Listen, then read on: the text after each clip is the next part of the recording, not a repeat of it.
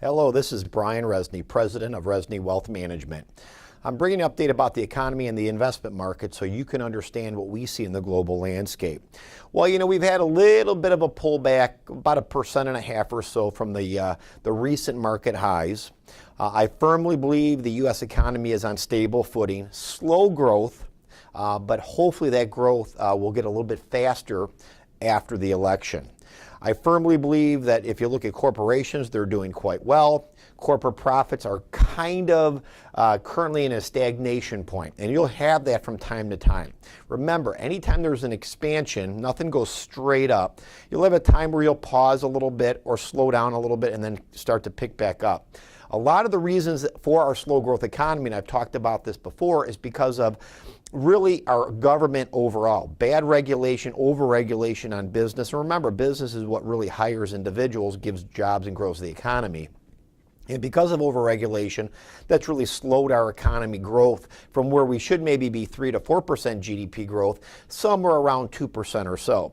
In fact, this has been the slowest recovery since World War II of any other recession. We've actually grown just a tad under 2% GDP growth approximately the last 7 or 8 years. We should be growing 3 to 4.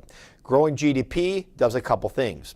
First off, obviously, it takes care of everybody in the United States because when the GDP grows, taxes come in, it pays down debts and deficits, and it helps people that need services provided by government.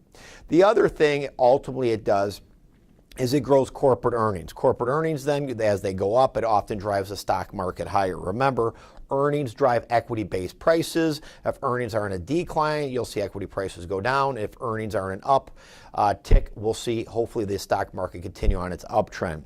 I think we're going to see some of this sideways action in the overall markets until we really get closer to the election. As I've talked before, and again, I'm just looking at reality, I firmly believe that Donald Trump will be our next president. And whether you support him or you don't, he has definitely some ideas that I think are going to help be pro-growth for our economy.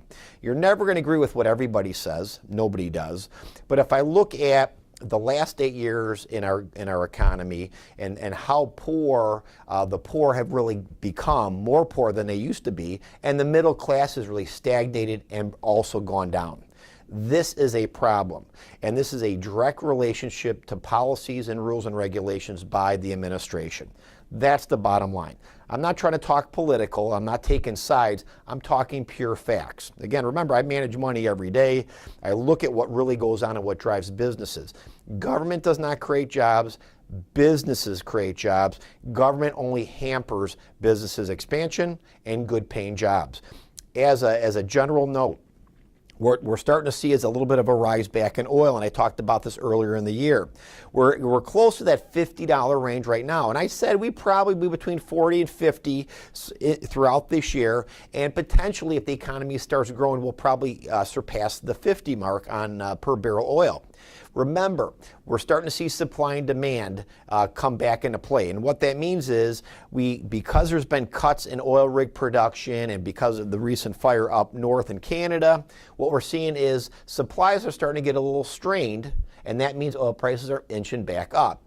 This is a net positive overall. We should, as a country, though, be oil independent and energy independent currently and be next exporters, which creates big paying jobs in the U.S., but it's because of the administration and their push for rules and regulations and the push for clean energy that is not reality yet. It's still in the working stages and probably won't be reality for another 1 to 2 decades where it's cost effective is a good way to put it. We need to basically use what we have so we can keep the economy growing, and then you can divert some of those resources to technology, exploration, and get the economy going on more of a clean, renewable type energy. We're not there yet.